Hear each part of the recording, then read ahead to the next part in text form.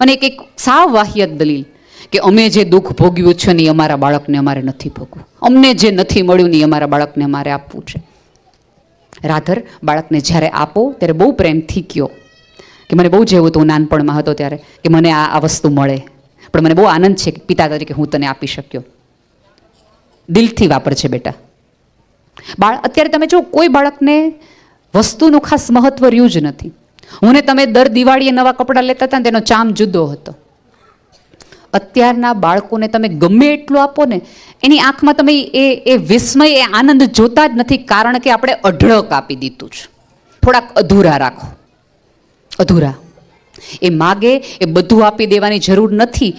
એ વસ્તુની જીદી કન્ટિન્યુ કરે તો એને થોડુંક વેઇટ કરતા શીખવું કે બેટા આજે નહીં, નેક્સ્ટ મંથ આપણે લેશું, ફોર શ્યોર નેક્સ્ટ મંથ આપણે લેશું, જેથી કરીને બાળકને રાહ જોતા આવડે. કોઈક વસ્તુ કે વ્યક્તિ મળે તો સીધા ધીંગાણા ન કરી દઈએ, રાહ જોવે, વેઇટિંગ શીખવો. બધું જીવનમાં ડાઉનલોડ નહીં થાય. અને આ જનરેશન તો છે ને સ્ક્રોલ જનરેશન છે. આવતા દિવસોમાં તમે જોજો ભગવાન અંગૂઠા મોટા કરીને મોકલવાનો છે, કે આંગળા તો વાપરતા જ નથી, કારણ કે આમ જ આપણે કરવાનું જ.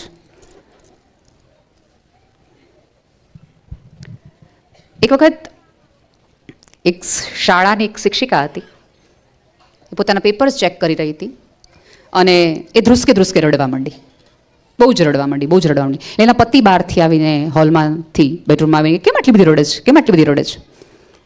એ કે આજે મેં છોકરાઓને એસે લખવાનું કીધું હતું કે તમારે શું બનવું છે, તમારે શું બનવું છે. એ કે તો હા ફાઇન, તેમાં આટલું બધું શું રડવાનું? એ કે એક બાળકે જ્યોતિબેન એવું લખ્યું છે કે મારે મોબાઈલ બનવું છે. મારે મોબાઈલ એટલા માટે બનવું છે કે મારા મમ્મી મોબાઈલને બહુ સાચવીને રાખે છે. મારા મમ્મી દર 3-4 મિનિટે મોબાઈલ જોવે છે. મારા મમ્મી રાત્રે સૂતી વખતે છેલ્લે મોબાઈલ જોઈને સૂવે છે. મારા મમ્મી સવારે ઉઠીને પહેલું વહેલું મોબાઈલને રાખે છે. મારા મમ્મી એકદમ એની નજીક મોબાઈલને રાખે છે. એટલા માટે જો હું મોબાઈલ હોઉં તો મારી મમ્મી પણ મારી યાર બધું કરે ને, એટલા માટે મારે મોબાઈલ બનવું છે.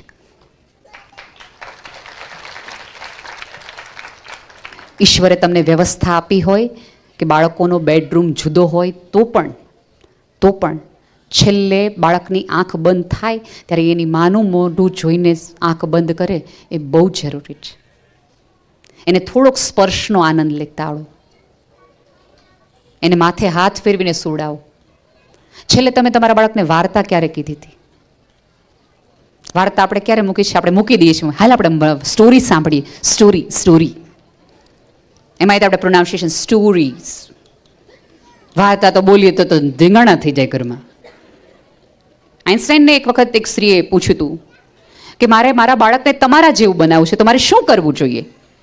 આ આઇન્સ્ટાઈનનો જવાબ છે, ગૂગલ કરી લેવાની છૂટ, કે મારે મારા બાળકને તમારા જેવું, કારણ કે અત્યારે આપણે એવું કહેવાય છે કે આઇન્સ્ટાઈન જેટલો બ્રિલિયન્ટ આઈક્યુની દ્રષ્ટિએ હજી એટલે જ આપણે એનું મગજ સાચવી રાખ્યું છે. મારે મારા બાળકને તમારા જેવો બુદ્ધિશાળી કરવો છે તો મારે શું કરવું જોઈએ? તો આઇન્સ્ટાઈને એવું કીધું હતું કે ટેલ ધેમ સ્ટોરીઝ. એટલે આવો જવાબ તો આપણને ફાવે નહીં, કારણ કે આપણે તેમાં ગણિતમાં કરાવજો ને, ફલાણું ટ્યુશન રખાવજો ને, ઓલી બુક વાંચજો ને. એટલે એમ કે એમ નહીં, પણ એકદમ તમારા જેવો, તમારાથી એ વિશેષ બનાવવો હોય તો શું કરવું જોઈએ? તો આઇન્સ્ટાઈને કીધું કે ટેલ ધેમ મોર સ્ટોરીઝ. બાળકોને વાર્તાઓ કહેતા શિક્ષાવશો તો એનું કલ્પનાનું જગત વિકસે. ઘોડા કોઈ દી ઉડતા ન હોય પણ આપણે બાળકને શીખવવું પડશે કે કલ્પના તારી અંદર હશે તો જગતના કોઈ પણ ઘોડાને તો ઉડતો કરીશ તારા મનની અંદર.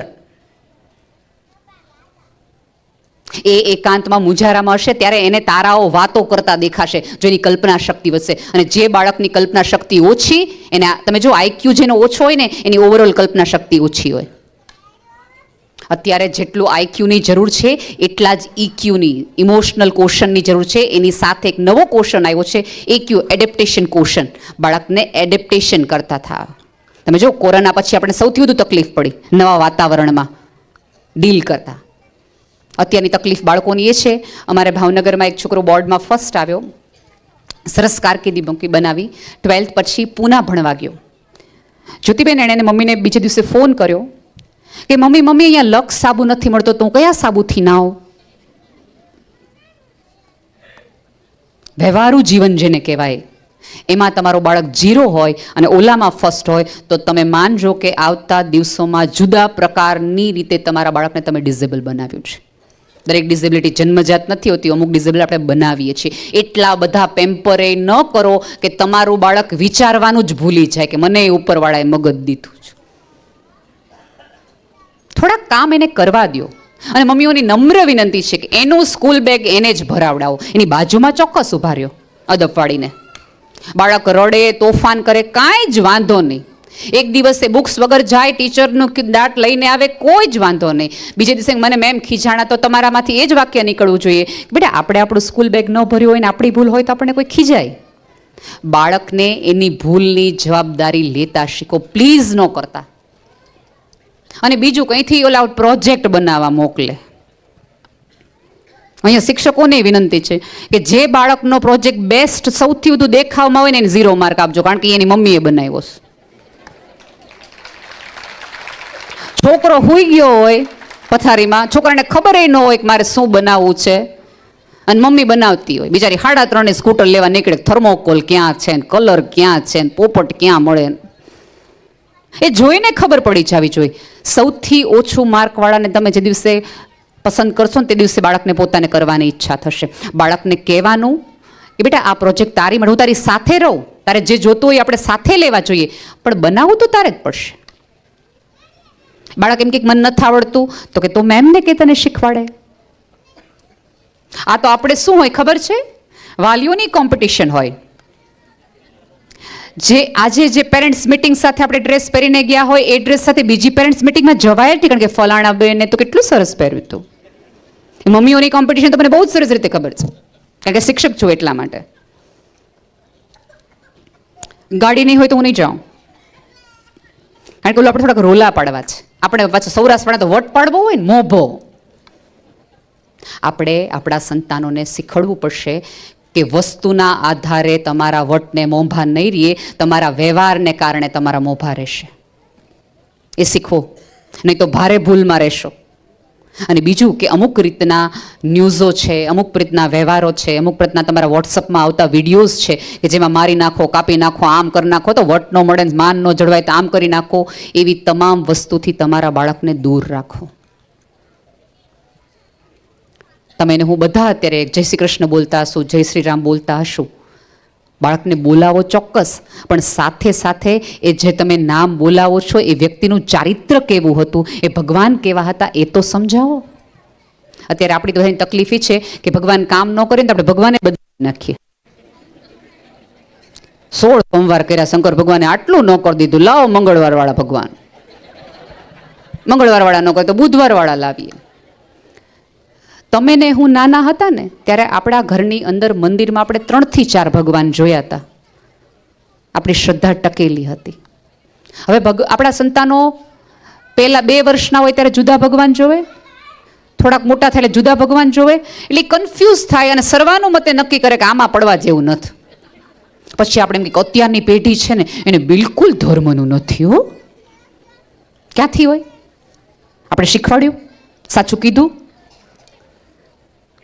અત્યારે અહીંયા બેઠેલા કદાચ સ્કૂલોમાંથી ને જનરલ નોલેજમાં શીખવાડી દેશે કે નાઇલ નદી ક્યાં આવી. ગૂગલ એને શીખવાડી દેશે કે ઝુકરબર્ગ કોણ છે, એલન મસ્ક કોણ છે, રતન ટાટા કેમ થવાય, ધીરુભાઈ અંબાણી કેમ થવાય. તમારા બાળકને ત્યારે પૂછો ને તો એ સરસ રીતે કહી શકે એમ છે કે ઝુકરબર્ગ એકલા ગ્રે કલરના ટી-શર્ટ પહેરે છે, આ કરે છે, તે કરે છે, બધી ખબર છે. પણ એને પૂછો કે તમારા દાદાનું નામ શું છે, તમારા ગામનું નામ શું છે, તમારા કુળદેવી કોણ છે, તમારા દાદી રેછી ગામ ક્યાં છે. અરે મને તો એટલી બધી નવાઈ લાગે કે પ્રસંગોમાં કોઈક સગાવાલા મળે અને આપણે બહુ પ્રેમથી ને વટથી કહીએ, ઓળખે નહીં ને. તમે વિચાર તો કોઈ ઝુકરબર્ગને ઓળખે છો તો માસી ન ઓળખે, ન ઓળખે. રાધર એક વસ્તુ યાદ રાખજો, આપણે તો હવે એક એવા ઓલાની અંદર છીએ કે આપણે સિંગલ ચાઇલ્ડ વાળા છીએ. એટલે આવતા દિવસોમાં એની પાસે ખાસ પરિવાર નહીં હોય, એટલે એને પરિવાર સાથે જોડવા માટે એણે આ બધાની તમારે ઓળખ કરવાની. ફોટોઝ રાખો, બતાવ્યા રાખો. તમને ખબર હોય તો સ્કૂલમાં પ્રોજેક્ટ આપે છે ફેમિલી, માય ફેમિલી. એમાં અત્યારના પીડિત કેવા છે પોતાના કૂતરાઓના ચિત્ર રાખે કે આ અમારો ફેમિલી મેમ્બર છે. સારી વાત છે, પણ તમારા ઘરે 12 વર્ષથી કામવાળી કામ કરે છે, એમાં તમારે કહેવાનું બેટા કૂતરાને આપણે ગણતા હોય ને તો મંજુ માસી 12 વર્ષથી આપણે ત્યાં આવે, she is also a family member. તમે હમણાં એક વિડીયો જોજો, ન જોયો હોય તો, સૈફ અલી ખાન અને કરીના કપૂર પોતાના બાળકોને કેવી રીતે મોટા કરે છે એના ઉપરનો છે. અને એમાં કરીના કપૂર બહુ સરસ એક વખત વાત કરે છે કે અમારા બાળકો માટે ઓલી નેની હોય ને, કે અમારા બાળકે મને એકવાર એવું કીધું કે મમ્મી આપણે બધા જમીએ છીએ ત્યારે નેની કેમ નથી જમતી. એ કે તે દિવસથી અમે નિયમ કરી નાખ્યો કે બંને બહેનોએ અમારી સાથે જ જમવાનું, કારણ કે અમારે એને શીખવવું હતું કે આપણે મદદ કરતા લોકોનું ધ્યાન પણ આપણે જ રાખવાનું હોય. આપણે કેવી રીતે વ્યવહાર કરીએ છીએ ને થોડાક મોટા સાથે, અને થોડી બાળકોને મદદ માંગતા શીખવાડો. આપણે મદદ માંગતા નથી શીખવાડતા ને એટલા માટે અત્યારનું બાળક એકલું પડી જાય છે, મૂંઝાઈ જાય છે. અને જેમ જેમ જેમ જેમ મોટું થાય એટલે તરત ડિપ્રેશનથી લઈને આત્મહત્યા સુધી એટલા માટે જાય છે કારણ કે આપણે બાળકોને હેલ્પ લેતા શીખવાડ્યા જ નહીં.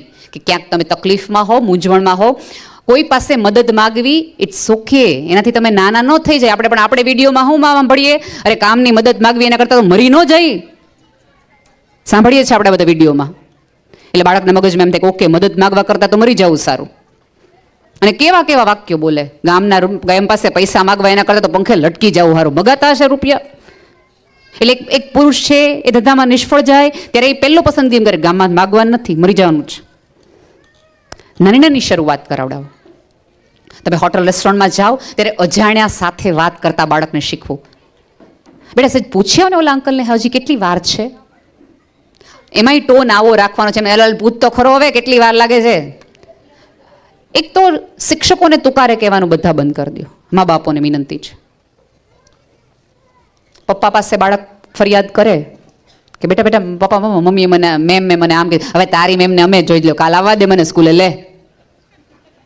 એટલે બાળકને એમ થાય કે ઓકે આપણે ફરિયાદ કરી એટલે પપ્પા આવી જાય બાંધવા માટે, મમ્મી કહી દે. એવું નહીં. રાધર ત્યારે બાળકને તમારે એમ કહેવાનું છે કે અચ્છા મેં આવું કીધું, તે શું કર્યું તું. એટલે બાળક ક્યારેક સાચું બોલશે, ક્યારેક નહીં બોલે. તમને 2 વખત સેમ ફરિયાદ બાળક કરે ને, એકની એક ફરિયાદ બાળક 3 થી 4 વાર કરે ને ત્યારે એને સિરિયસલી લેવાની, પછી શિક્ષક પાસે જવાનું. અને એ તે એની જાણ બહાર થોડુંક એને પણ એની પ્રોબ્લેમમાંથી બહાર આવતા શીખવો. આપણી તકલીફ એ છે કે આપણે શીખવતા જ નથી બાળકોને કેવી રીતે આગળ લાવવું. હું દરેક જગ્યાએ આ વાર્તા કહીને જ મારી વાત પૂરી કરતી હોઉં છું જ્યારે ખાસ કરીને પેરેન્ટિંગના સેમિનાર્સ હોતા હોય છે ત્યારે. મારી બહુ ફેવરેટ સ્ટોરી છે, કદાચ તમે સાંભળી પણ હશે, પણ જેને નથી સાંભળી એની માટે હું આ વાત કહું. કારણ કે એક માતા પિતાએ એવો શ્રદ્ધા ને એવું ટ્રસ્ટ એના બાળકમાં આપવો જોઈએ, એની આ વાત છે. અત્યારે તમને ખબર છે યુક્રેનમાં અને રશિયાનું યુદ્ધ ચાલે છે. ત્યાં આર્મેનિયા નામનો એક નાનકડો એવો ટચકડો એવો દેશ છે, આર્મેનિયા. નેશનલ જ્યોગ્રાફીમાં આ લખાયેલો કિસ્સો છે જે હું તમને અત્યારે કહી રહી છું. 1983ની અંદર આર્મેનિયામાં ધરતીકંપ થાય છે, એની આ કથા છે. આ ધરતીકંપ થાય છે એની પહેલા એક ઘરનું એક આવું દ્રશ્યનું વર્ણન કરું છું. પિતા અને પુત્ર એકલા રહેતા હોય છે, સિંગલ પેરેન્ટ. સંતાન પહેલું ઉઠે છે, જાગે છે અને પપ્પા એને બ્રશ કરાવતા હોય છે ત્યારે બાળક એવું કહે છે કે પપ્પા મારે સ્કૂલે નથી જાઉં, મારે સ્કૂલે નથી જાઉં. એટલે પિતા એવું કહે છે કે હોતું હશે બેટા, સ્કૂલ કોઈ દિવસ પડાય, સ્કૂલે તો કેવી મજા આવે, ભણવાની તો બહુ મજા આવે. બાળકને નવડાવતી વખતે પિતા ફરીવાર બાળક એમ કહે છે પપ્પા પ્લીઝ ન નવડાવો ને મારે સ્કૂલે નથી જાવ, આજ મને મૂડ નથી. એટલે પિતા ફરીવાર એમ કહે છે અરે તારા ફેવરેટ મેમનો આજે પીરિયડ છે, તને બહુ મજા આવશે, સ્કૂલે તો જવું જોઈએ ને બેટા. બાળક બ્રેકફાસ્ટ ટેબલ ઉપર કહે છે પપ્પા સ્કૂલે નથી જાઉં. પપ્પા એને પ્રોમિસ આપે છે કે આપણે સ્કૂલેથી પાછા આવશું પછી ફૂટબોલ રમશું, આપણે જઈએ સ્કૂલે, એવું ન કરાય. શૂઝ પહેરાવતી વખતે ફરીવાર બાળક આનાકાની કરે છે પપ્પા પ્લીઝ સમજો ને યાર, સ્કૂલે નથી જાઓ, આજ મૂડ નથી, આજે મજા નથી, મારે સ્કૂલે નથી જાઓ. એટલે ઓલો પિતા એમ કહે છે કે પિઝા ખવડાવીશ, રાત્રે ડિનરમાં પિઝા બસ, પણ સ્કૂલે જવાનું છે. આનાકાનીમાં કરતા સ્કૂલ આવી જાય છે. બાળક નીચે ઉતારે છે, બાળક આમ થોડુંક ઉતરીને પાછું દરવાજે આવે છે અને પિતાને ડ્રાઇવિંગ સીટ ઉપર પપ્પા પ્લીઝ પ્લીઝ. એટલે એનો પિતા કાર બંધ કરે છે, ઘરનો દરવાજો ખોલી બાળકના વાળ સરસ મજાના સરખા કરી આંખમાં આંખ નાખી પૂરી નિસ્બતથી બાળકને એવું કહે છે કે તું સ્કૂલે જા, હું તને 5:30 લેવા આવીશ, હું તને લેવા આવીશ. અને કંઈક ખબર નહીં, પિતાના એ વાતમાં એક એવું કમિટમેન્ટ દેખાય છે, એવો ટ્રસ્ટ બાળકને દેખાય છે કે મારા પપ્પા મને લેવા આવશે. બાળક રમતું નાતું કૂદતું સ્કૂલે જાય છે. પિતા છે મારતી ગાડીએ ફરીવાર ઓફિસમાં આવી જાય, આર્કિટેક્ટ હોય છે, ઓફિસમાં કામ કરે છે. થોડીક વખતની અંદર બ્રેકિંગ ન્યૂઝ આવવાના શરૂ થઈ જાય છે કે આર્મેનિયામાં ભયાનક ધરતીકંપ થઈ ગયો છે. આ ન્યૂઝ એ પિતાના કાનમાં પડે છે અને એને સમજાય છે કે જે જગ્યાએ મારા બાળકને મેં મૂક્યું હતું એ સ્કૂલની સાઈડમાં તો ભયાનક ધરતીકંપ થયો છે. અને પિતાને આમ અનહદ ગિલ્ટ ફીલ થાય છે. ક્યારેક બાળકનું મન ના પાડતું હતું અને મેં મારા બાળકને સ્કૂલે મૂકી આવ્યો. ધ્રુસકે પિતા રડતો મારતી ગાડીએ પાછો જાય છે, જે દિશા તરફ સ્કૂલ હોય છે. અડધે સુધી જાય છે, ગાડી મૂકી દે છે અને ચાલવાનું શરૂ કરે છે. લગભગ 3 કલાકે એ સ્કૂલે પહોંચે છે અને જોવે છે કે જે સવારે બિલ્ડિંગ હતું એ અત્યારે કાટમાળનું એક જંગલ બની ગયું છે. ફાયર બ્રિગેડવાળાએ ના કહી દીધી છે કે આમાંથી કોઈ બચે નહીં, એટલી ભયાનક રીતે આ બધું ધરાશય થયું છે. લોકોએ ફૂલ મૂકવાના શરૂ કરી દીધા છે, પ્રાર્થનાઓ કરવાની શરૂ કરી દીધી છે, કેન્ડલ મૂકવાની શરૂ કરી દીધી છે. ઓલો પિતા માનતો નથી, એ ખાલી દિશા પૂછે છે. ક્લાસ કઈ બાજુ આ બધા હતા? 7મા ધોરણના. કોઈ કહે છે કે ઓલી સાઈડ. પિતા કાટમાળ કાઢવા માટે બધું લઈ જાય છે, પાવડા ને આ ને તે ને બધું જ શરૂ કરી દે છે. 1 કાઢે, 2 કાઢે, 3 કાઢે. લોકો સમજાવે છે કે ભાઈ કોઈ બચ્યું નહીં હોય, આટલું બધું તમે ન મહેનત કરો. પિતા કંઈ બોલતો જ નથી, કાઢવા જ મળે છે. અને લોકોને એમ થાય છે કે એકનો એક દીકરો મરી ગયો છે, એનો ટ્રોમા એને છે, હમણાં સવાર પડશે ને સમજી જશે અને પાછો આવી જશે, એમાં કંઈ વાંધો નથી. પિતા સવારે 4 વાગ્યા સુધી એ મહેનત કર્યા કરે છે. ધીમે ધીમે એની મહેનતમાંથી પણ જોશ વયો જાય છે, કારણ કે એ પણ સ્વીકારવા માંડે છે કે નહીં બચ્યું હોય કોઈ. એવામાં કોઈના કણસવાનો અવાજ આવે છે. થોડી ચહલપહલ સંભળાય છે.